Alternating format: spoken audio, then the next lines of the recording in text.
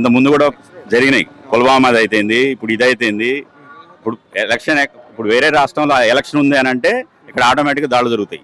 అది చేయించేది ఎవరో మీకు కూడా తెలుసు, కేంద్రం కూడా తెలుసు. చేయించేది ఎవరు అనేది కేంద్ర ప్రభుత్వానికి తెలిసే, లేకపోతే మీరు చిన్న చిన్న విషయాల కాడనే మీరు సెక్యూరిటీ ఫుల్ టైట్ చేస్తున్నారు. మరి అక్కడ సెక్యూరిటీ ఎందుకు లేదు, ఎందుకు పెట్టలే?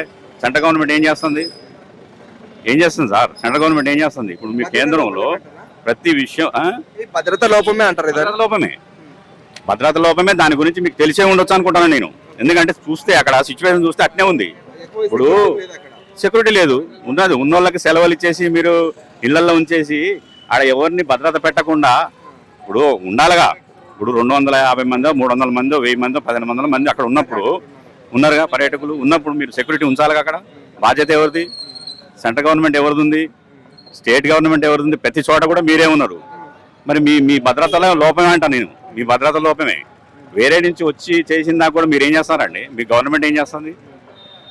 ఇప్పుడు ఆయన ఏమంటారు, మంత్రి గారు ఏం చేస్తాడు?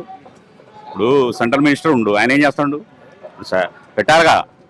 భద్రతా లోపం మీ వల్లనే జరుగుతుంది, మీరే చేసేది. ఇవన్నీ మీకు తెలిసే జరుగుతున్నాయి అంట. నేనైతే తెలిసే జరుగుతాయి. అయితే ఇప్పుడు యుద్ధ వాతావరణం నెలకొంది, యుద్ధం చేసే ఆలోచనలు ఉన్నారు. ఇప్పుడు ఇది అంత తేలిక వదలమని కూడా వాళ్ళు కూడా చెప్తున్నారు, గవర్నమెంట్ కూడా చెప్తుంది కదా. ఇప్పుడు ఇది ఎలక్షన్ ముందు ఇలాంటి రెచ్చగొట్టి ఓట్ బ్యాంక్ చేసుకోవడం కోసం చేసేది తప్ప ప్రజల్ని ఆగం చేయడానికి అమాయక ప్రజలు చచ్చిపోతారు. వీళ్ళు ఏం లేదు, వీళ్ళ పిల్లలు కానివ్వండి వీళ్ళు కానివ్వండి ప్రశాంతంగా ఉంటారు.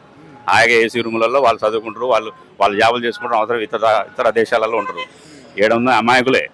అమాయక ప్రజలను రెచ్చగొట్టడం, కుల మతాలు చిచ్చు పెట్టడం, గొడవలు చేయడం, ఓట్ బ్యాంక్ చేసుకోవడం, అంతే తప్ప వేరే ఏమీ లేదు. అక్కడ బాధితులు కూడా చెప్తున్నారు, మాకు ఇక్కడ హెల్ప్ చేసింది కూడా ముస్లిమ్సే, వాళ్ళే మమ్మల్ని రక్షించారు వాళ్ళు కూడా చెప్తున్నారు.